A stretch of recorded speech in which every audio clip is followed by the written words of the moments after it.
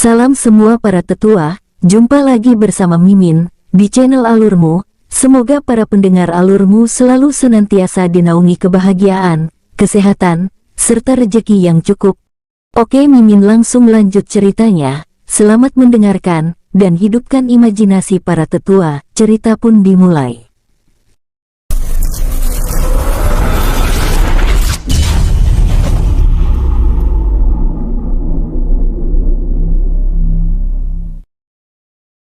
Inilah daftar tingkat kekuatan di novel ini. Semua tingkat seperti biasa ya, yaitu awal, tengah, puncak. True God, setengah dewa, dewa biasa, dewa perunggu, dewa emas, dewa bumi, dewa alam, dewa berlian, dewa langit, dewa penguasa. Dan ini tingkatan untuk dunia dewa, prajurit dewa, kesatria dewa. Tak terasa matahari menyinari jendela kamar Bai-an saat Bai-an mengobrol dengan Yufen. Rupanya sudah pagi, gumam Bai-an. Tok tok tok, Aner ini sudah jam 7, ayo turun cari makan, teriak Lin Sue sambil mengetuk pintu kamar Bai-an berkali-kali. Bai-an langsung berdiri, diikuti oleh Yufen, Lang Zai dan Pixiu. Cekrek, saat Bai-an membuka pintu, ia melihat bibinya sudah berdandan rapi. Berbeda dengan Yufen, ia langsung tertegun saat melihat Lin Sue yang sangat cantik.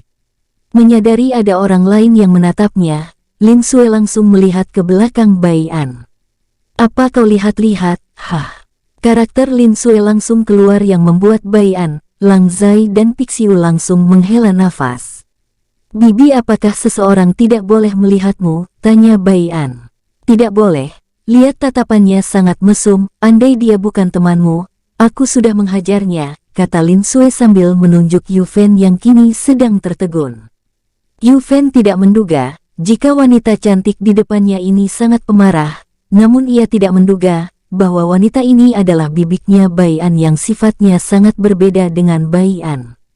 Sudah Bibi, lebih baik kita cari makanan ayo, kata Chujia menarik tangan Lin Sue untuk turun. Lin Sue langsung tersenyum, ia gemas dengan suara unik Chujia, jadi ia langsung mengangguk mengikuti Chujia. Bai-an langsung menyusul bersama yang lainnya. Saat turun, Bai-an dapat melihat Chu Sen sudah menunggu di depan pintu penginapan. Kakek Chu, apa kau sudah menunggu lama? Tanya Bai-an basa-basi. Tidak tuan muda, ayo kakek sudah mendapatkan tempat yang cocok untuk kita sarapan, ajak kakek Chu. Lin Sue dan Chujia langsung semangat.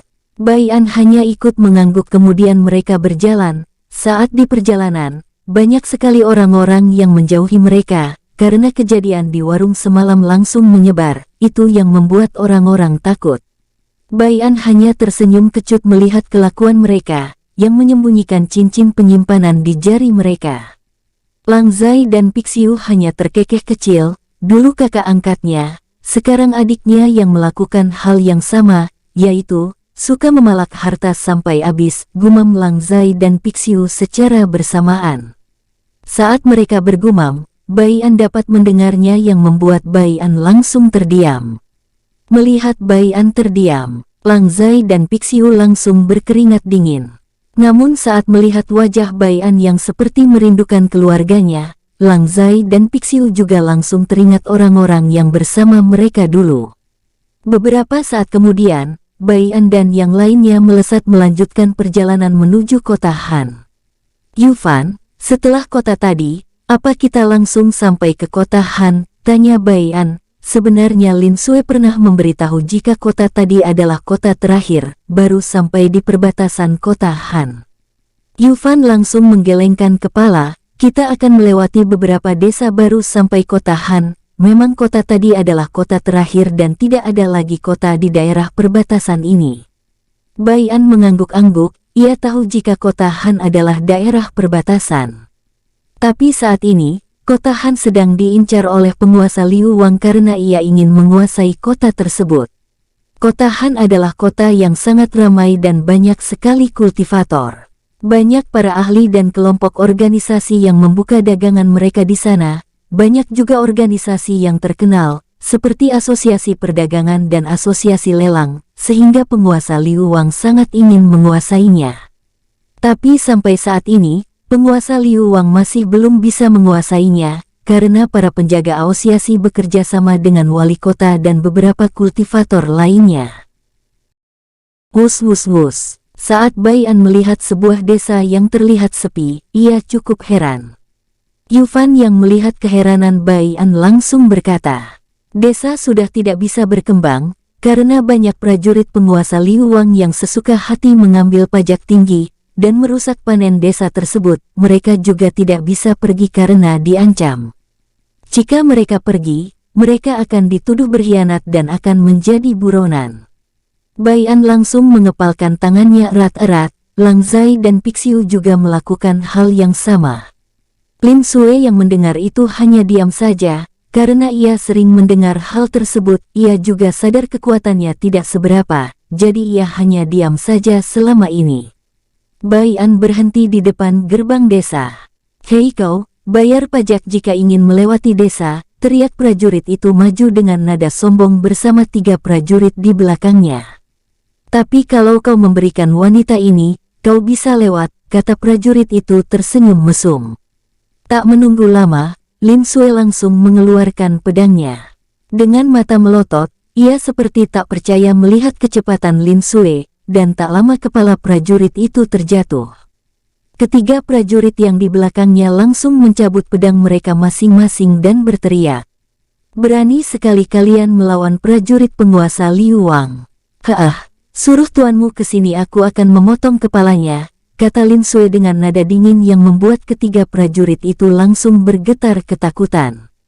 "Hei kau, majulah dan bunuh mereka, aku akan membantumu dari belakang," kata prajurit 1, menyuruh prajurit 2 dan 3 maju untuk membunuh kelompok Bai An.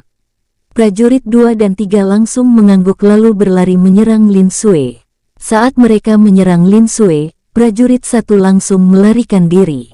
Lin Sui yang melihat itu mendengus, "Pengecut," kata Lin Sui dingin, lalu menghilang dari tempatnya. Sring sring sring, gedebuk-gedebuk. 2 kepala langsung terjatuh. Lin Sui lalu melesat lagi mengejar prajurit yang melarikan diri, namun berhenti saat Bai An menghentikannya. "Jangan dikejar, biarkan ia memanggil teman-temannya." Lin Sui hanya mengangguk. Para penduduk yang melihat kejadian itu hanya meringkuk di dalam rumah, dengan badan bergetar ketakutan. Semua penduduk ketakutan dan bergumam, jika semua prajurit ini mati, maka mereka yakin akan banyak prajurit lain yang datang besok, lalu menghancurkan desa mereka. Tak lama kemudian, seorang komandan datang bersama para prajuritnya, dan prajurit yang melarikan diri tadi langsung menunjuk ke arah Lin Sui dan Bai An. Saat komandan itu melihat ke arah Bai An yang sedang tersenyum, tubuhnya langsung bergetar keras. Ia kemudian mengeluarkan selembaran kertas, dan melihat wajah Bai An, Lang Zai, Pixiu dan Bai Luan. "Ayo lari," teriak komandan tersebut.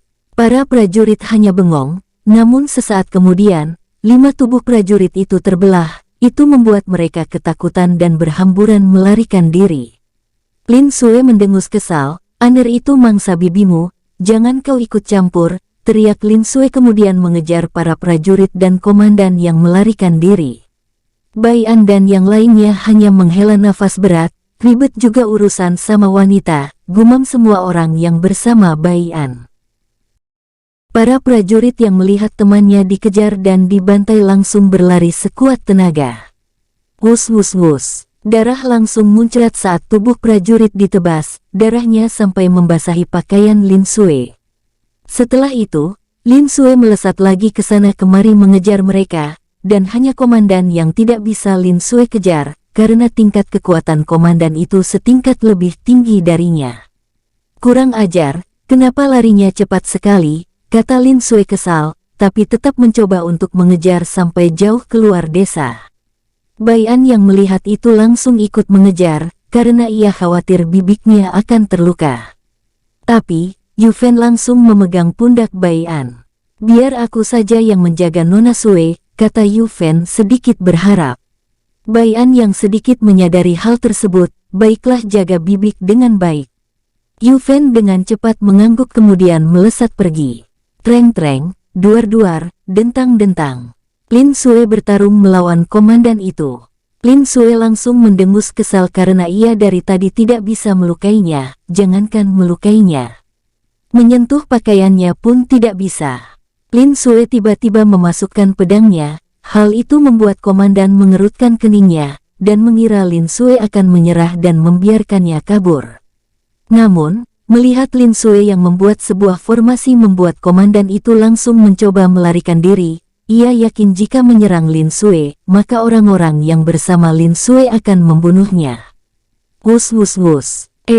Ingin melarikan diri lagi. Itu tidak akan terjadi, kata Lin Sue percaya diri. Tiba-tiba sebuah bunga muncul dari formasi yang Lin Sue buat, bunga bertebaran muncul dari segala arah. Bunga itu langsung terbang ke arah komandan tersebut. Sial, aku tahu formasi bunga ini, teriak komandan itu langsung menggunakan seluruh energinya untuk menutupi tubuhnya. Bom bom bom, duar-duar, gelontang-gelontang. Saat bunga jatuh ke tanah atau mengenai komandan tersebut, maka bunga itu langsung meledak. Asap dan debu langsung menutupi daerah tersebut. Lin Sue yang melihat itu, langsung mengeluarkan pedangnya dari cincin penyimpanannya dan waspada, karena ia takut kalau komandan itu tiba-tiba menyerangnya. Saat asap itu menghilang, terlihat komandan itu cukup terluka parah, ia jatuh berlutut dengan tubuh melepuh akibat luka bakar. Bunuhlah aku, akhirilah penderitaanku ini, kata komandan itu dengan pasrah dan berusaha menahan rasa sakit yang luar biasa. Lin Sue langsung tersenyum menyeringai, saat kau menyiksa para penduduk, apakah kau berbelas kasih? Tidak bukan, rasakanlah apa yang telah dirasakan oleh penduduk yang kalian siksa. Komandan itu semakin frustasi saat mendengar suara Lin Sue, yang seakan-akan bahagia mendengar penderitaannya. Komandan itu mencoba mengambil pedangnya, yang terlihat tidak jauh darinya untuk bunuh diri. Lin Sue yang melihat itu langsung berjalan perlahan-lahan ke arah komandan tersebut, namun Lin Sue tetap waspada karena bisa saja ini tipuan. Saat Lin Sue sudah sampai, ia langsung menendang pedang itu menjauh, lalu mengayunkan pedangnya. Tangan komandan itu langsung jatuh terputus.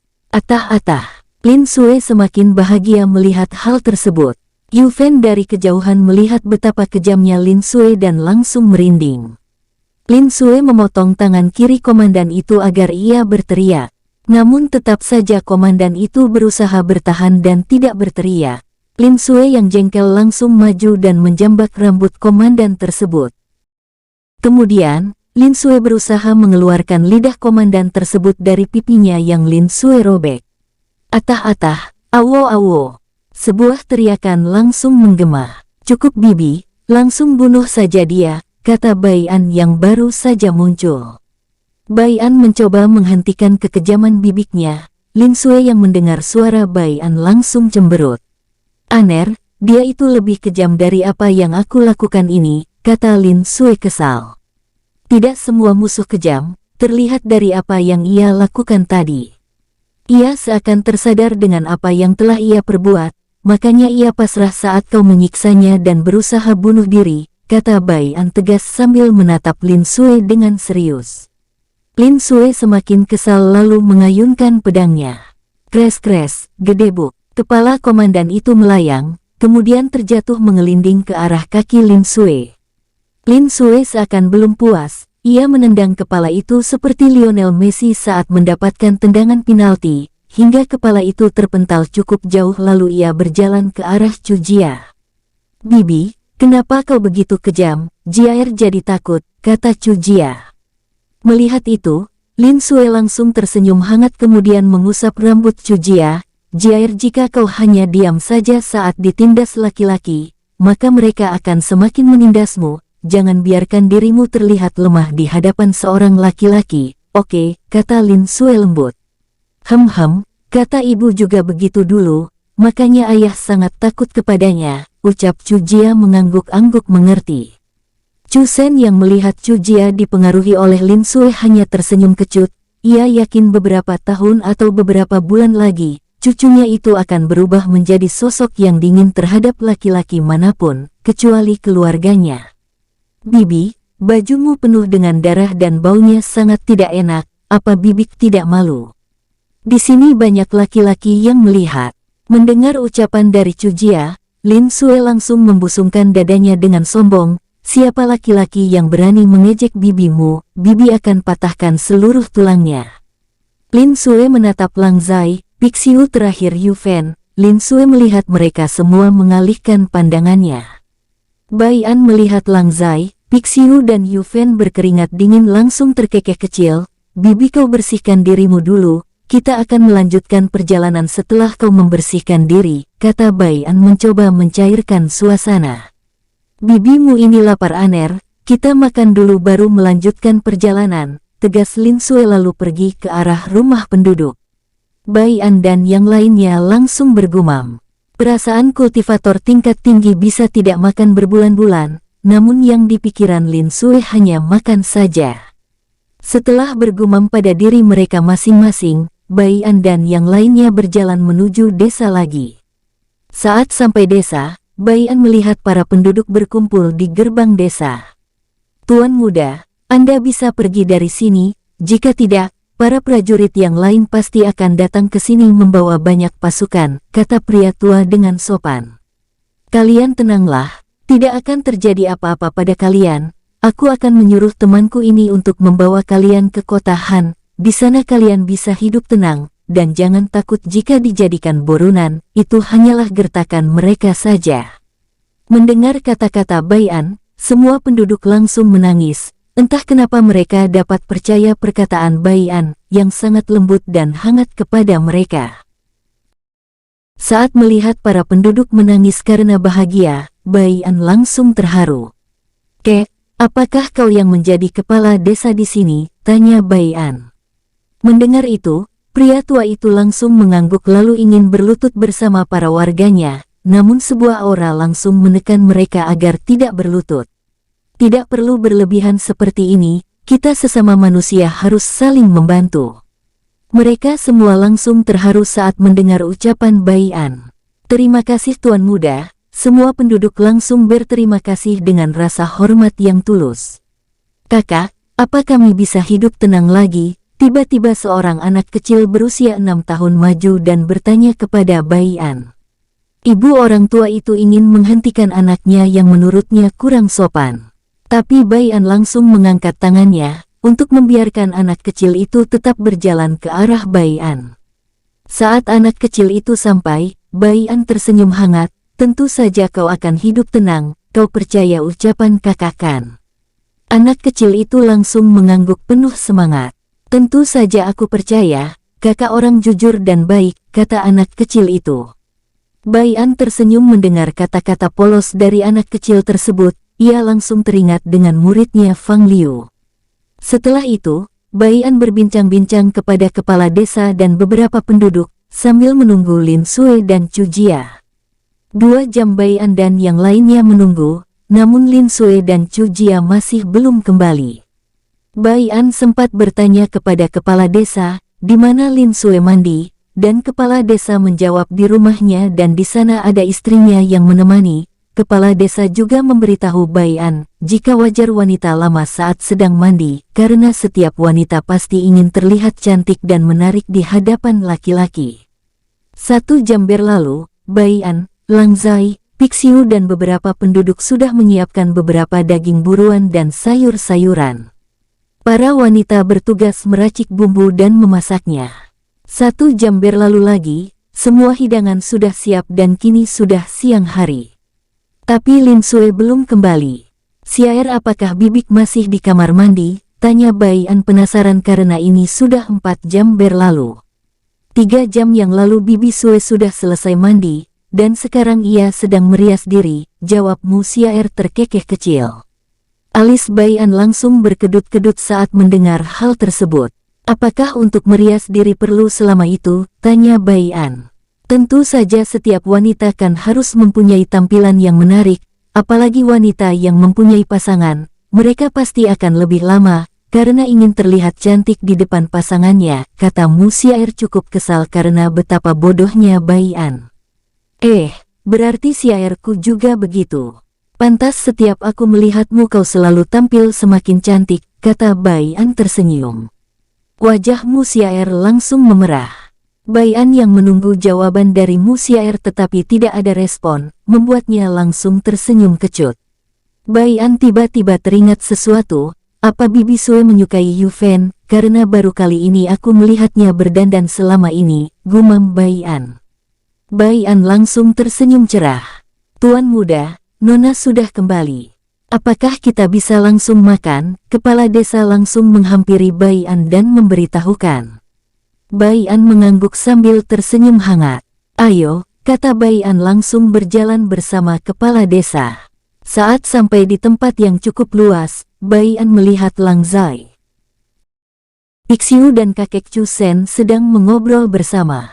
Sedangkan Yi Fen terlihat berusaha mendekati Lin Sui dengan hati-hati. Bai An melihat jika tubuh Yu Fen sedang berkeringat dingin, hal itu membuat Bai An tertawa lucu. Bai An langsung menghampiri Lang Zai, Pixiu dan kakek Chu Shen. Saat Bai An akan duduk, sebuah teriakan memanggilnya. Aner kau duduk bersama bibimu, cepat ke sini, teriak Lin Sui dengan kesal sambil melirik Yu Fen dengan dingin. Bai An langsung menutup mulutnya dengan tangan kanannya lalu tertawa. Bai An langsung duduk di samping Lin Sui dan Chu Jia. Aner, ada apa dengan laki-laki itu? Apa dia ingin bibi hajar? Tanya Lin Sui pura-pura tidak tahu maksud Yu Fen mendekatinya. Bai An tertawa dalam hati mendengar bibinya yang tidak mengakui perasaannya juga. Memang wanita itu sungguh memiliki harga diri yang tinggi, gumam Bai An dalam benaknya. Mungkin dia menyukaimu Bibi Sui, kenapa kau tidak mencoba membuka hati untuknya? Bisik Bai An yang tidak dapat didengar oleh siapapun kecuali dirinya dan Lin Sui. Lin Sui langsung mendengus, laki-laki bajingan seperti dirinya, bibimu tidak akan mau, kata Lin Sui cukup keras sambil menunjuk Yu Fen dan pura-pura jual mahal. Yu Fen yang mendengar ucapan Lin Sui langsung tersenyum masam, walau ia tidak tahu apa yang dibicarakan Bai An dan Lin Sui, Yu Fen yakin jika yang dibicarakan adalah dirinya. Bai An juga ikut tersenyum masam, perempuan memang jual mahal, gumam Bai An. Tentu saja, seharusnya aku juga jual mahal dulu saat bertemu denganmu kakak Bai An, namun sudah terlambat sekarang, jawab Mu Xiaer dengan lesu. Bai An yang mendengar itu langsung mengutuk dirinya. Sudahlah Aner, biarkan saja laki-laki itu, lebih baik kita makan, karena perut bibi dari tadi sudah bunyi, kata Lin Sui. Hal itu langsung mengundang gelak tawa bagi para penduduk, hanya Lang Zai, Pixiu, dan Yu Fen yang menutup mulutnya menahan tawa. Lin Sui yang menyadari itu ikut tertawa kecil melihat kebahagiaan penduduk desa. Tapi di balik tawa Lin Sui, tersembunyi maksud lain saat melirik para pengikut Bai An. Bai An hanya menggelengkan kepalanya lalu berkata, baiklah, mari kita mulai makan dan jangan sungkan untuk makan banyak, kata Bai An menggunakan sedikit energinya, agar suaranya terdengar ke semua penduduk. Tak lama, mereka langsung mengambil makanan yang tersaji. Lin Sui dan Chu Jia terlihat paling rakus saat mengambil makanan. Kelakuan keduanya membuat semua penduduk tertawa bahagia. Bai An makan daging bakar bersama yang lain sambil minum arak. Entah kapan Bai An berpindah tempat, kini ia bersama Lang Zai, Pixiu, Yu Fen dan kakek Chu. Ayo bersulang, teriak Yu Fen kini terlihat mabuk ringan. Bai An dan yang lain langsung ikut mengangkat gelasnya untuk bersulang. Para penduduk laki-laki juga ikut bersulang. Bai An tadi sempat membagikan beberapa arak yang ia dapat dari cincin penyimpanan musuhnya. Untung Lang Zai sempat mengambil semua cincin penyimpanan musuhnya yang telah mati. Sore hari, Bai An melanjutkan perjalanan lebih dulu dan meninggalkan Yu Fen bersama para penduduk. Kek, kami akan berangkat dulu untuk mencarikan rumah untuk kalian semua. Yu Fen dan kakek Chu yang akan menjaga kalian selama di perjalanan nanti, kata Bai An tersenyum hangat. Benar kek, beritahu aku jika dia menyakiti para penduduk, maka aku akan mematahkan tulang-tulangnya. Li Sui ikut menambahkan sambil menunjuk Yu Fen. Yakinlah Suer, aku akan menjaga mereka dengan sepenuh hati. Yuven langsung mencoba meyakinkan. Siapa yang memberimu izin memanggilku dengan panggilan seperti itu? Mendengar itu, semua penduduk kembali tersenyum. Terima kasih Tuan Muda, Nona. Kepala desa maju lalu memeluk Bai An dengan tangis haru. Para penduduk juga ikut berterima kasih. Sedangkan Chu Jia memeluk kakeknya dengan mata berkaca-kaca, ia seperti enggan untuk berpisah. Namun terlihat kakeknya mencoba untuk meyakinkan. Beberapa saat kemudian, Bai An memberikan salam perpisahan dengan para penduduk. Bai An, Lang Zai, Pixiu, Lin Sui dan Chu Jia yang digendong oleh Pixiu, melesat di kesunyian hutan. Wus wus wus, Bai An dan yang lain terus melesat dengan santai. Lin Sui terlihat memimpin di depan karena ialah yang mengetahui arah. Matahari hampir terbenam saat melihat malam akan tiba. Lin Sui tiba-tiba berhenti. Aner, ini sudah mau malam, kita istirahat dan cari makan dulu. Aku sudah lapar, kata Lin Sui sedikit mengeluh. Bai An langsung menggelengkan kepala. Bukankah tadi kita telah makan di desa, apakah secepat itu kau lapar Bibi? Dan apakah Bibik tidak takut gemuk? Bai An cukup heran dengan perut Lin Sui yang selalu lapar. Kau ini mendoakan bibimu gemuk ya? Lin Sui kesal saat mendengar kata gemuk, ia langsung berdecak pinggang. Bai An langsung tersenyum kecut. Ya sudah, kau menyiapkan bumbu, kami bertiga akan mencari kayu bakar dan hewan buruan, kata Bai An langsung melesat pergi bersama Lang Zai dan Pixiu, untuk menghindari Lin Sui yang sedang marah. Lin Sui langsung mendengus, ia melirik Chu Jia yang terlihat kelelahan dan bersandar di tepi pohon. Jiaer, apa kau lelah? Jika kau lelah tidurlah dulu, Bibi akan menyiapkan bumbu dulu. Nanti jika makanan telah siap Bibi akan membangunkanmu. Chu Jia mengangguk lemah dan tak lama tertidur. Bai An mencari beberapa ayam hutan atau binatang apa saja yang bisa dimakan. Bai An tiba-tiba berhenti, ia langsung mencari tempat yang nyaman untuknya, untuk melihat semua isi cincin penyimpanan yang ia ambil kemarin. Untuk harta rampasan yang di markas musuh kemarin malam, Lang Zai masih memegangnya. Bai An kemudian mengeluarkan total 40 cincin penyimpanan. Aku tak tahu jika ada sebanyak ini, gumam Bai An cukup bingung. Karena tak ingin terlalu memikirkannya, ia langsung mengeluarkan isi cincin penyimpanan tersebut. Saat Bai An memasukkan kristal tingkat tinggi, menegah dan rendah, ia melihat masih banyak beberapa sumber daya yang cukup ia kenal.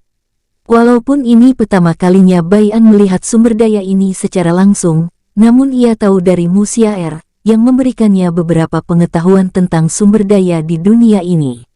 Bai An berencana akan menjual beberapa sumber daya ini, karena jika ia membuatnya menjadi pil, ini tidak akan bisa meningkatkan kekuatannya. Ada juga beberapa sumber daya tingkat tinggi yang Bai An tidak mampu membuatnya menjadi pil, karena elemen apinya hanya tingkat 2. Ia sebenarnya bisa menggunakan api emas atau Xiaer, namun Bai An tidak akan tega menggunakan Mu Xiaer. Bai An memisahkan beberapa yang akan ia jual, rencananya Bai An juga akan membuat beberapa pil level 6 menengah untuk meningkatkan kekuatannya. Di dunia ini berbeda dengan dunia yang Bai An tempati dulu. Di sini pil level 10 adalah yang terendah dan pil level 1 adalah yang tertinggi. Pil level 10 di sini sama dengan pil tingkat kuno di dunia Bai An. Dan tingkatannya yaitu, awal, menengah, akhir, sempurna. Setelah memisahkan, mata Bai An tak sengaja melihat sebuah panah yang terlihat mengkilat. Walaupun semua senjata terlihat bagus, namun mata Bai An tetap tertarik dengan panah berwarna kuning emas tersebut. Bai An langsung mengalihkan semua pedang yang bertumpukan, karena panah itu berada di paling bawah. Wus wus wus, Mu Xiaer tiba-tiba muncul dengan mata bersinar. Baru saja Bai An akan memegang panah itu langsung direbut oleh Mu Xiaer. Bai An langsung tersenyum kecut. Tapi saat melihat wajah bahagia Mu Xiaer, ia langsung bingung. Xiaer, apa kau tahu panah ini? Mendengar pertanyaan Bai An, Mu Xiaer langsung mengangguk. Ini panah pertamaku dan panah yang paling aku sayangi. Mu Xiaer menjawab, namun tidak melirik Bai An sama sekali. Mu Xiaer fokus dengan panahnya. Bai An langsung mengangguk, kemudian mencari beberapa senjata tingkat tinggi yang tidak berguna, untuk ia jual di pelelangan nanti. Setelah itu, Bai An langsung melirik Mu Xiaer dan berkata, "Xiaer, aku akan berburu sebentar." Mu Xiaer mengangguk dan melirik Bai An. Mu Xiaer langsung mengerutkan keningnya saat melihat panah tingkat 9 awal yang ia pegang. "Kakak Bai An, perasaan kau tidak bisa menggunakan panah, terus kenapa kau masih membawanya?" tanya Mu Xiaer sedikit penasaran, karena Mu Xiaer tidak bisa membaca pikiran Bai An. Bai An langsung terkekeh kemudian menggaruk kepalanya yang tidak gatal. "Aku ingin belajar memanah dan langsung ingin mencobanya untuk berburu."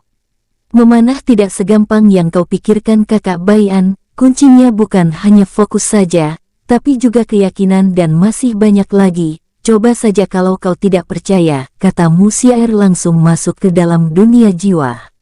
Bai An langsung tersenyum kecut, "Apakah kau bisa mengirimkan buku tentang cara memanah?" "Xiaer," kata Bai An melalui pikiran. "Coba saja dulu memanah, aku ingin melihat cara kakak Bai An memegang panah."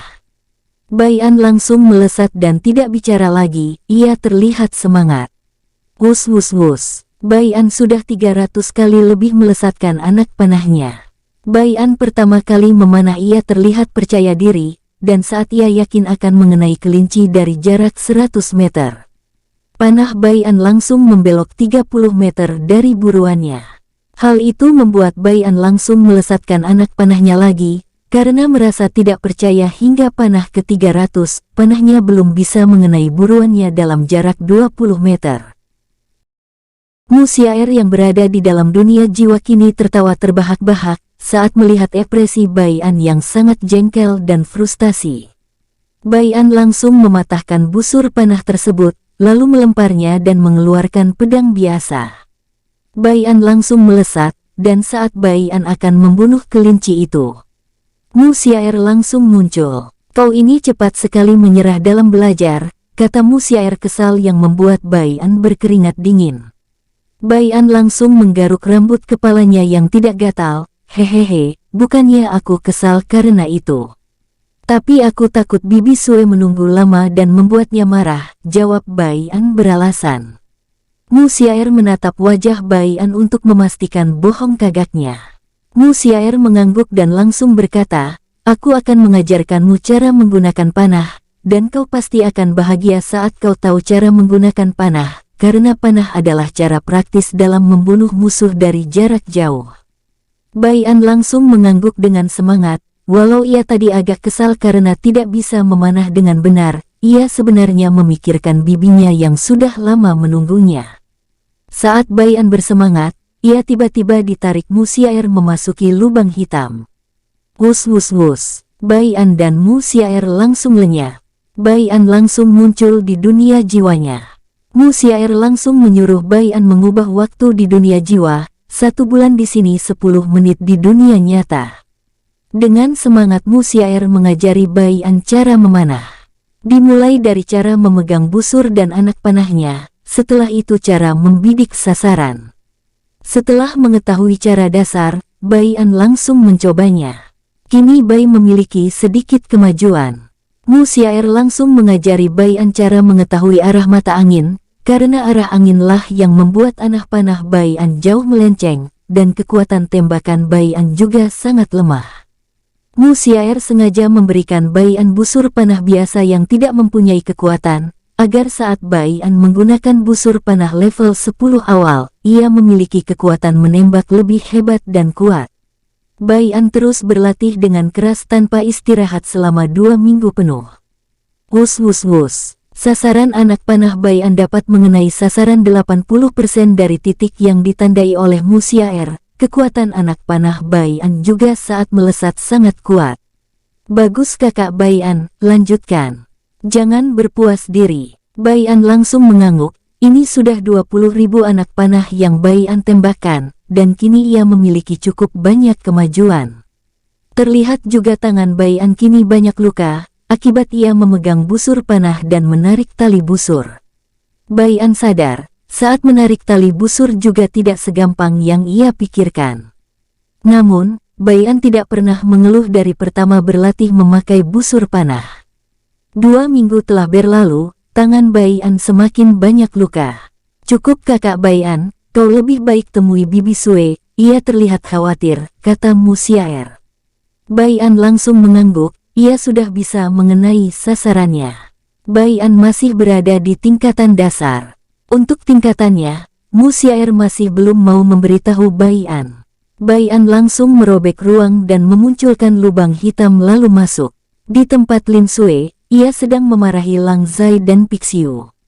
Kalian ini, apa kalian sudah benar-benar mencari Aner? Teriak Lin Sue kesal lalu menambahkan, cepat cari dan jangan kembali sebelum ketemu. Nona Sue, tuan muda sangat kuat dan ada juga yang menjaganya, jadi kau tidak perlu terlalu khawatir, kata Lang Zai memberanikan diri. Apa kau bilang? Walaupun Aner kuat dan ada yang menjaganya, pokoknya aku tidak mau tahu, cepat cari, teriak Lin Sue semakin kesal. Lin Sue ingin mencari Bai An. Namun dengan tegas Lang Zai dan Pixiu melarang, karena tidak ada yang menjaga Chu Jia, hal itulah membuatnya semakin kesal dan berteriak-teriak tak karuan. Lang Zai dan Pixiu hanya bisa tersenyum kecut, dan mengutuk Bai An karena menghilang tanpa kabar. Sebenarnya Lang Zai dan Pixiu tahu mengapa Bai An menghilang, Bai An pasti masuk ke dalam dunia jiwa, itulah pikir mereka berdua. Wus wus wus, Bibi, baru saja kurang lebih 30 menit aku menghilang kau sudah berteriak marah-marah, apalagi aku menghilang berhari-hari atau berbulan-bulan. Bai An langsung muncul dengan senyum cengar-cengir, melihat Lang Zai dan Pixiu hanya bisa menunduk saat mendengar ocehan Lin Sue. Aner, teriak Lin Sue langsung berlari memeluk Bai An. Apa kau tidak apa-apa? Lin Sue langsung mengecek badan Bai An dengan khawatir, saat melihat tangan Bai An yang penuh bekas luka. Lin Sue tiba-tiba meneteskan air mata, siapa yang melukaimu, biarkan bibi yang menghajarnya, kata Lin Sue sambil menangis. Bai An, Lang Zai dan Pixiu langsung terharu melihat Lin Sue yang begitu khawatir. Bai An langsung memegang tangan Lin Sue, aku tidak apa-apa bibi, tadi aku sempat berlatih memanah sehingga tanganku lecet sedikit, kata Bai An dengan senyum hangat. Saat Lin Sue ingin memarahi Bai An, Mu Xiaer langsung muncul di samping Lin Sue, kemudian membisikkan sesuatu. Lin Sue langsung mengangguk kemudian tersenyum bahagia. Baiklah Aner, jangan sampai kau kecewakan Xiaer, awas jika kau mengecewakannya, kata Lin Sue tiba-tiba. Bai An langsung bingung, apa yang dibicarakan Xiaer kepada bibi sehingga ia langsung berubah, gumam Bai An dalam benaknya. Namun saat Lang Zai datang membisikkan sesuatu, Bai An menatap Lin Sue yang kini sedang bicara dengan Mu Xiaer. Bai An langsung merasakan jika Yu Fen akan tersiksa nantinya. Karena Bai An sadar, jika Yu Fen menyukai bibinya, bibinya pun tahu jika Yu Fen menyukainya. Tapi bibinya sampai sekarang tidak mau mengakui. Bai An juga sadar karena mereka juga baru bertemu dan itu butuh proses. Tidak mungkin juga Yu Fen dan bibinya langsung mengungkapkannya secepat itu. Berbeda dengan dirinya, dulu ia masih tidak terlalu paham arti percintaan. Jadi saat bertemu Yuer dan Xiaer ia dengan cepat jatuh cinta.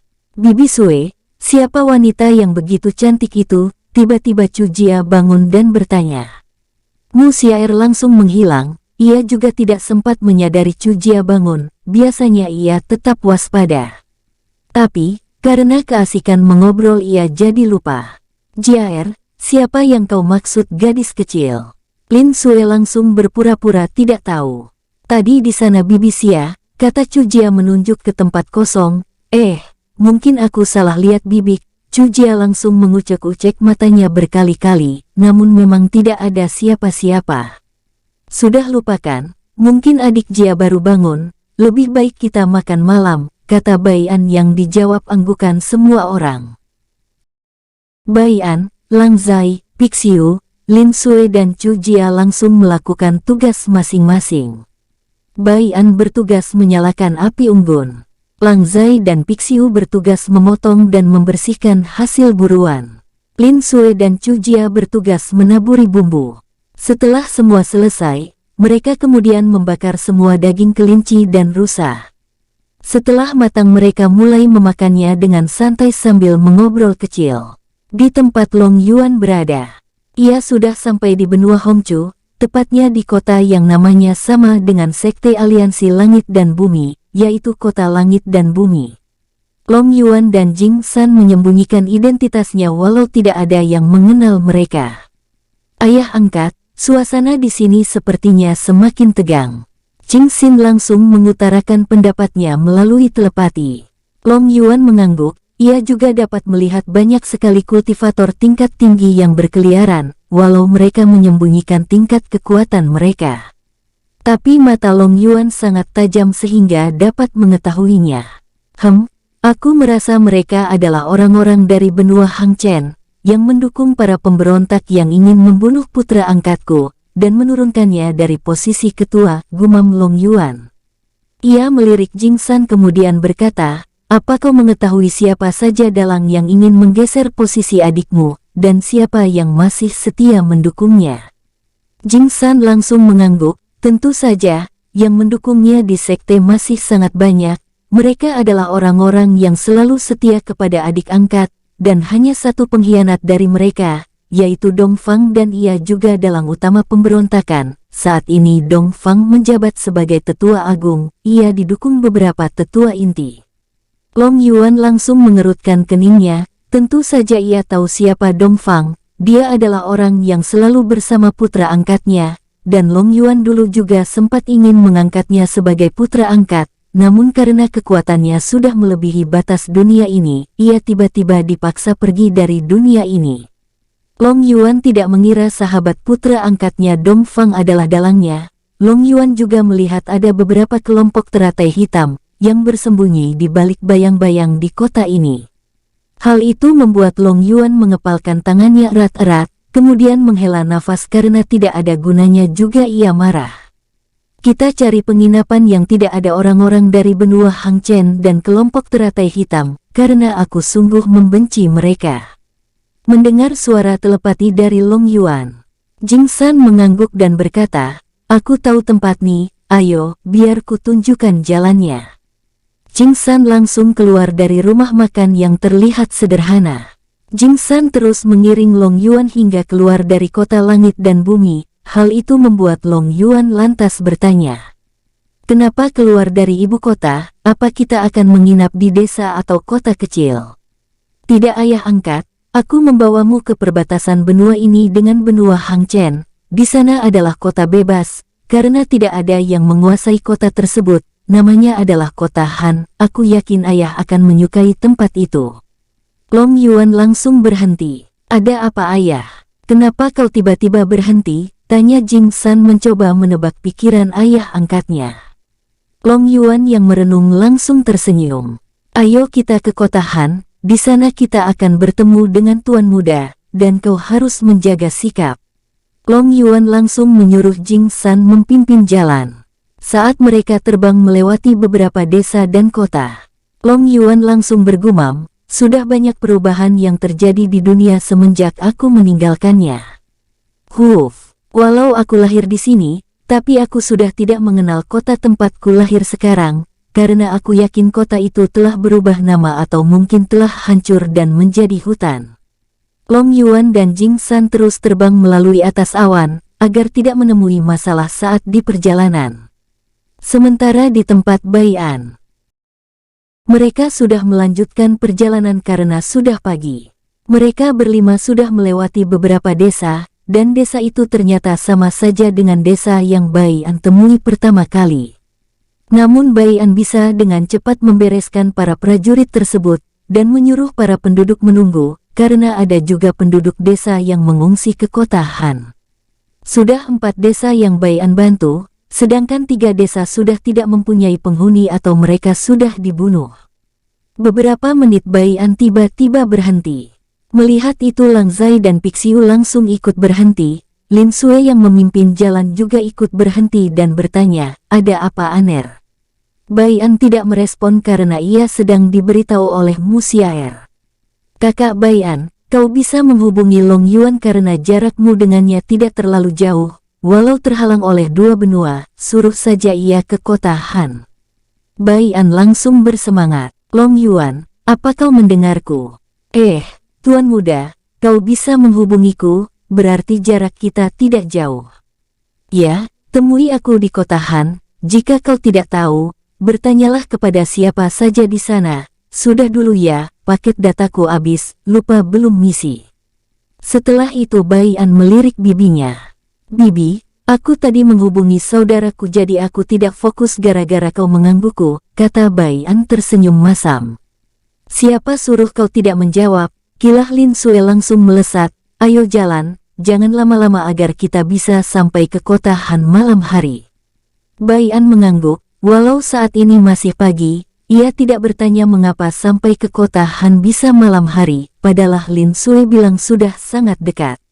Sedangkan Pixiu dan Lang Zai yang sedang menggendong Chu Jia langsung bersemangat. Tuan muda, apa yang tadi kau maksud saudara Long Yuan? Tanya Pixiu. Ya, kita akan bertemu di kota Han, jawab Bai An santai, kemudian menyusul Lin Sue yang sudah tidak terlihat. Lang Zai dan Pixiu langsung ikut mengejar. Wus wus wus. Bai An terpana melihat apa yang ada di hadapannya, ya ini adalah lautan yang sangat indah dan tenang menurutnya. Apa kota Han ada di pulau itu Lin Sue? Tanya Bai An cukup semangat sambil matanya tetap memandang lautan. Ya, apa ini pertama kalinya kau melihat lautan Aner? Ya, kau benar bibi, dulu di duniaku, aku belum pernah melihat lautan, jawab Bai An tersenyum malu. Lin Sue tertawa kecil sambil menutup mulutnya. Sudahlah, ayo kita menunggu kapal datang di sana, tunjuk Lin Sue. Bai An mengangguk lalu berjalan menuju rumah makan yang sangat kecil. Saat berjalan, Bai An merasa ada yang kurang, ia melihat ke belakang dan melihat Lang Zai, Pixiu dan Chu Jia sedang ternganga melihat keindahan lautan lepas yang sangat tenang. Hei, apa kalian akan terus seperti orang bodoh? Teriak Lin Sue. Lang Zai dan Pixiu langsung tersadar. Untuk Chu Jia, ia langsung berlari kecil menuju Lin Sue dan langsung memeluknya. Bibi, indah sekali, ini baru pertama kalinya aku keluar jauh seperti ini dan melihat lautan, kata Chu Jia sambil berjalan menggandeng tangan Lin Sue. Lin Sue langsung menjelaskan banyak hal kepada Chu Jia. Bai An, Lang Zai dan Pixiu yang mendengar Lin Sue mulai berceloteh hanya tersenyum kecut. Saat ini Bai An, Lang Zai, Pixiu, Lin Sue dan Chu Jia memakan sup di dalam rumah makan sederhana yang tunjuk oleh Lin Sue. Terlihat banyak sekali tatapan yang memandang ke arah kelompok Bai An, namun semua tatapan orang tidak memiliki niat jahat. Terlebih lagi Lin Sue sengaja mengeluarkan auranya. Walau ada banyak kultivator yang setara, bahkan ada yang lebih kuat dari Lin Sue. 30 menit kemudian, Bai An dan yang lainnya telah keluar dari rumah makan. Saat berjalan ke tepi dermaga, Lang Zai langsung berkata melalui telepati. Tuan muda, ada dua orang yang mengikuti kita tapi mereka tidak mempunyai niat jahat. Aku tahu, biarkan saja mereka mengikuti kita untuk saat ini, jawab Bai An melalui telepati. Aner 30 menit lagi kapal akan datang, kita akan menunggu di sini, jika kau ingin jalan-jalan, silahkan, tapi jangan terlalu jauh. Lin Sue membalikkan badannya untuk memberitahu Bai An. Bai An mengangguk kecil, kemudian ia saling memandang dengan Lang Zai dan Pixiu. Pixiu langsung mengangguk mengerti. Bibi aku akan melihat suasana tepi pantai bersama saudara Lang Zai, Pixiu akan menjagamu di sini. Jangan terlalu membuat masalah. Tanpa menunggu jawaban Lin Sue, Bai An dan Lang Zai langsung berjalan ke arah utara. Setelah merasa cukup jauh dari bibinya, Bai An langsung berkata, keluarlah, jangan terus bersembunyi. Wus wus wus. Dua orang yang terlihat cukup tua dan setara dengan Lang Zai langsung muncul. Maafkan saya tuan muda jika membuatmu merasa tidak nyaman. Kami disuruh menjagamu dari jauh oleh penguasa Yufan, kata salah satu dari mereka dengan hormat dan sopan. Bai An dan Lang Zai langsung mengerutkan keningnya. Kalian dari klan mana? Tanya Bai An cukup penasaran, karena Yu Fan masih memiliki para pengikut yang cukup kuat. Dua orang yang cukup tua sekitaran berumur 50 tahun. Mereka saling memandang lalu mengangguk.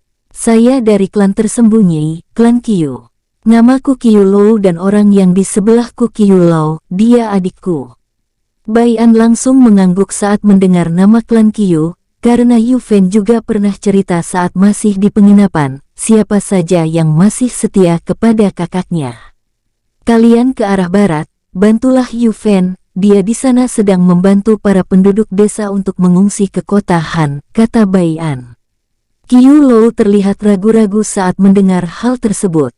Bai An yang melihat reaksi mereka lantas bertanya, ada apa? Apa kalian tidak mengenal Yu Fan adik penguasa kalian? Bukan begitu Tuan Muda. Tuan Muda Fan bilang untuk menjagamu dan Nona Sue, kami bertemu di jalan tadi dan ia langsung menugaskan kami ke sini, kata Qiu Lou tersenyum pahit.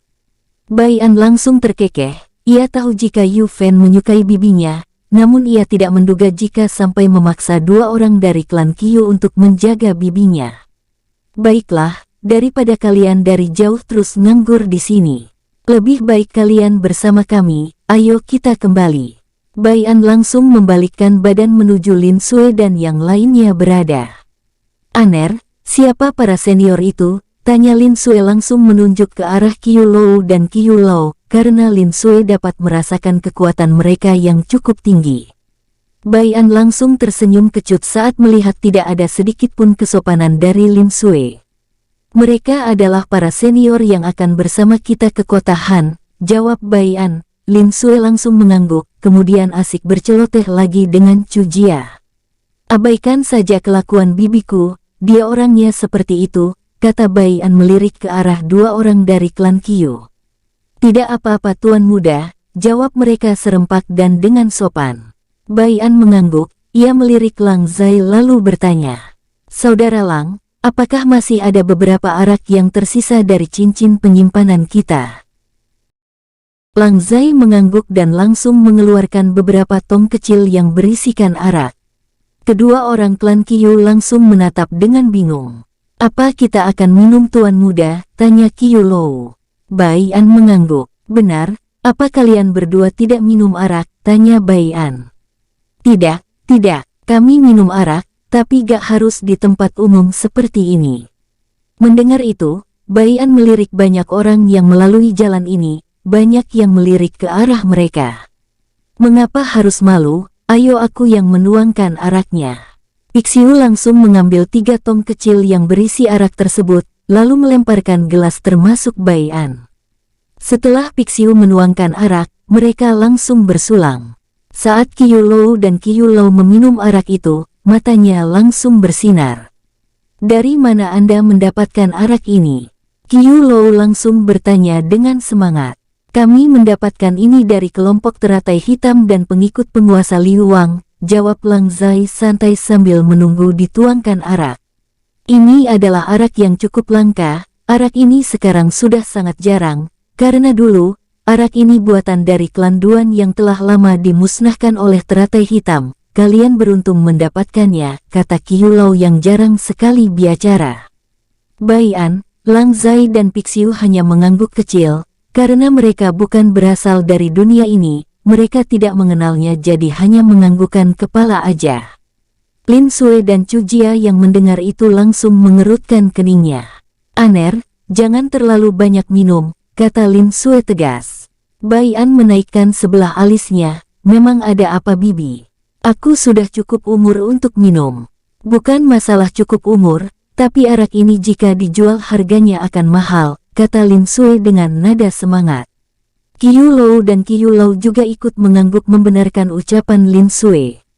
Bai An langsung tersenyum tipis, kau tenang saja bibi, ini adalah arak terakhir yang kami minum dari klan Duan. Lin Sue mengangguk kecil kemudian melihat kapal sudah akan sampai. Melihat Lin Sue memandang ke arah laut, Bai An dan semua kelompoknya ikut memandang ke arah laut, dan melihat kapal laut yang cukup besar. Wah, besar sekali, teriak Chu Jia kegirangan. Bai An juga sebenarnya ingin berteriak karena kagum. Banyak sekali para kultivator, pedagang, dan warga biasa yang berkumpul di tepi dermaga. Melihat keramaian ini, Bai An menyuruh semua orang berkumpul agar tidak berpisah. Bai An dan yang lainnya langsung ke depan, untung mereka dulu yang sampai, jadi mereka tidak perlu mengantri. Berapa orang? Tanya penjaga awak kapal. 7 orang, jawab Qiu Lou maju ke depan lalu melemparkan tanda pengenal klan Qiu. Saat melihat tanda pengenal bertulis Qiu dan ada nomor 2, tubuh penjaga awak kapal itu bergetar sesaat, ia langsung membalikkan badannya kemudian lari ke dalam. 5 menit kemudian, seorang yang seumuran dengan Qiu Lou keluar dengan tenang, ia langsung tersenyum saat melihat Qiu Lou dan Qiu Lou. Pandangan orang itu terus beralih kepada yang lain, dan berhenti saat menatap Bai An. Tuan muda, silahkan. Orang itu langsung mempersilahkan Bai An masuk lebih dulu, hal itu membuat Bai An cukup bingung, ia melirik Qiu Lou yang langsung mengangguk. Tanpa menunggu lama Bai An langsung masuk saat melihat Qiu Lou tadi, diikuti oleh Lin Sui, Chu Jia, Lang Zai, Pixiu, Qiu Lou dan Qiu Lou. Bai An dan yang lain dituntun masuk ke dalam kapal, yang terlihat sangat mewah. Sedangkan orang-orang yang mengantri di belakang, mereka semua menganga saat melihat pemimpin kapal sendiri yang turun tangan, untuk menyambut dan mengantar Bai An dan kelompoknya. Banyak tatapan iri dari mereka saat melihat hal tersebut. Siapa sebenarnya senior ini? Apakah senior ini mengenalku? Tanya Bai An, karena saking penasarannya ia langsung bertanya. Pemimpin kapal langsung tersenyum. Silahkan duduk dulu, baru kita bicara tuan muda. Pemimpin kapal tidak langsung menjawab, ia dengan sopan dan terlihat hormat saat menyuruh Bai An dan kelompoknya untuk duduk. Terlihat Lin Sui dan Chu Jia cukup kagum melihat ruangan mewah ini. Lin Sui pernah menaiki kapal, namun ia tak pernah memasuki ruangan mewah di dalam kapal. Biasanya ia tidur di luar bersama ibunya, kadang menginap di kamar kecil, karena biaya sewa kamar sangatlah mahal di setiap kapal. Bai An dan yang lainnya melihat Lin Sui masih melamun, sampai tidak mendengar ucapan dari pemimpin kapal untuk menyuruhnya duduk. Bibi, Jiaer, apa kalian tidak lelah berdiri? Teriak Bai An cukup keras hingga membuat Lin Sui dan Chu Jia terperanjat kaget. Hal itu membuat Lin Sui cukup malu bertambah kesal, apalagi kini semua orang memandang dirinya. Lin Sui dan Chu Jia langsung duduk tanpa bicara. Bai An, Lang Zai dan Pixiu langsung terkekeh kecil melihat Lin Sui yang bisa malu. Karena semua orang sudah duduk, pemimpin kapal bertepuk tangan 3 kali, tak berapa lama banyak sekali pelayan datang membawa makanan mewah. Lin Sui dan Chu Jia langsung ngiler, sifat malunya yang tadi langsung hilang berganti dengan sifat aslinya. Sedangkan pemimpin kapal menuangkan Bai An dan yang lainnya arak. Setelah minum, Bai An kini menatap pemimpin kapal, seakan sadar tatapan tersebut, pemimpin kapal itu pun tersenyum. Aku adalah sahabat Yufan, bisa dibilang kami adalah saudara, dan saya sedang menyamar untuk melawan para pasukan penguasa Liu Wang, dan kami juga di bidang informasi. Bai An langsung mengangguk kecil, terlihat juga dari tatapan hormat Qiu Lou dan Qiu Lou, namun mereka berusaha menyembunyikannya, agar tidak terlihat mereka adalah satu kelompok yang sama. Bai An juga diberitahu oleh Mu Xiaer, jika orang di depannya ini setara dengan Yufan. Maka dari itu, Bai An memanggilnya dengan sebutan senior. Berarti senior ini mengetahui saya dari saudara Yufan, tanya Bai An. Jangan panggil senior tuan muda, Yufan adalah saudaraku, ia mengikutimu maka aku juga akan mengikutimu. Bila perlu kau memanggilku dengan sebutan saudara juga, kata orang tua itu malu-malu saat mengatakan saudara. Bai An mengangguk kecil. Mu Xiaer, apa orang ini dapat dipercaya? Ya, ia tulus ingin mengikutimu seperti Yufan, ia juga bersumpah dalam hatinya saat tahu Yufan mengikutimu. Mendengar jawaban Mu Xiaer, Bai An langsung teringat sesuatu. Oh ya, tapi bagaimana cara mereka mengetahuiku, sedangkan Yufan masih di benua Hang Chen, dan juga bila ia mengirim orang untuk menyebar informasi ini kepada pengikutnya, maka informasi tentang aku pasti belum sampai ke tempat ini, tanya Bai An cukup penasaran. Apa kau bodoh kakak Bai'an? Mereka kan menggunakan batu komunikasi, jawab Musiaer sedikit kesal dengan kebodohan kekasihnya. Bai'an langsung merenung, bukan aku yang bodoh. Namun aku belum tahu tentang batu komunikasi, dan Musiaer juga memberitahu hanya sedikit tentang dunia ini. Bai'an tidak mempermasalahkannya, ia mengangkat kepalanya dan melirik orang tua itu, yang seperti sedang berharap Bai'an menerimanya sebagai pengikut. Siapa nama saudara? Tanya Bai'an tersenyum hangat. Nama asliku, He Sang Tuan Muda, namun jangan panggil dengan nama asliku Tuan Muda, panggil saja dengan nama samaranku. Kata He Sang melalui telepati. Bai'an yang mendengar nama He Sang yang artinya biksu, langsung menutup mulutnya menahan tawa. Melihat Bai'an mengangguk, He Sang tersenyum malu, karena ia melihat ekspresi Bai'an tadi. Namaku Fang Hu, atau biasa dikenal dengan julukan Dewa Kapak. Bai'an mengangguk kecil. Baiklah saudara Fang, mulai saat ini kita saudara, dan ini saudaraku Lang Zai dan Pixiu, kata Bai'an sambil menunjuk ke arah Lang Zai dan Pixiu. Mereka berempat langsung berjabat tangan. Mari bersulang. Baru saja Bai'an, Fang Hu, Lang Zai, Pixiu, Qiyu Lou dan Qiyu Lou bersulang. Mata mereka semua menatap tajam ke arah luar. Walau dihadang oleh tembok kapal yang terbuat dari beberapa besi pilihan dan kayu pilihan, mereka dapat merasakan jika ada puluhan kapal yang sedang menuju kemari dengan niat membunuh yang kental. Pemimpin kapal yaitu Fang Hu langsung berdiri. Tuan Muda, maafkan atas ketidaknyamanan ini, aku akan mengurusnya. Saat pemimpin Fang Hu ingin pergi, Bai'an menghentikannya. Kita adalah saudara, kita harus berbagi suka duka, jika ada masalah, maka kita akan bersama menghadapinya, walau kekuatanku dan dua saudaraku tidak seberapa, tapi yakinlah, kami akan berusaha membantu. Pemimpin Fang Hu, Qiyu Lou dan Qiyu Lou langsung terharu mendengarnya.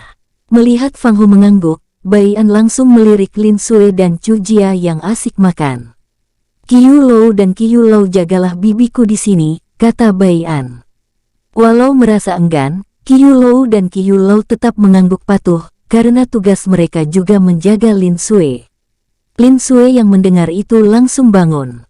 Kau mau kemana Aner? Tetap duduk di sini. Biarkan para awak kapal dan penjaga kapal yang menghadapi mereka. Bai'an menggelengkan kepala. Fang Hu adalah saudaraku, dan sekarang ia menjadi keluarga kita. Jadi sudah seharusnya kita membantu sesama saudara. Mendengar ucapan Bai'an yang sangat tegas, Lin Sui langsung mengangguk pasrah, walau ia ingin ikut, tapi ia yakin jika Bai'an pasti melarangnya. Jadi ia hanya bisa duduk diam. Bai'an langsung keluar bersama para saudaranya. Saat ia sudah sampai ke ujung kapal, ia melihat banyak sekali bawahan Fang Hu yang lumayan kuat. Pemimpin Fang Hu, identitas kita diketahui musuh karena adanya seorang pengkhianat, dan semua kapal yang mengepung kita ini adalah para pengikut penguasa Liu Wang. Ia dipimpin oleh panglimanya langsung bersama dua jenderal besar. Orang yang bicara adalah pengikut Fang Hu, kekuatan orang yang bicara setara dengan Bai'an. Masih belum ada yang mengetahui kekuatan Bai'an setelah ia berlatih kemarin. Walau kekuatan Bai'an jika dilihat dari luar mungkin masih berada di bawah Lang Zai dan Pixiu. Namun jika bertarung, Bai'an dapat mengalahkan keduanya secara bersamaan. Mata Fang Hu langsung memerah, ia ingin mengeluarkan semua auranya. Fang Hu terkenal dengan Dewa Kapak, ia juga terkenal emosional jika ada seseorang yang mengkhianatinya. Tenanglah, jangan biarkan emosimu mengandalkan dirimu. Bersambung, sampai ketemu di episode selanjutnya. Semoga kalian semua selalu terhibur, dan terima kasih.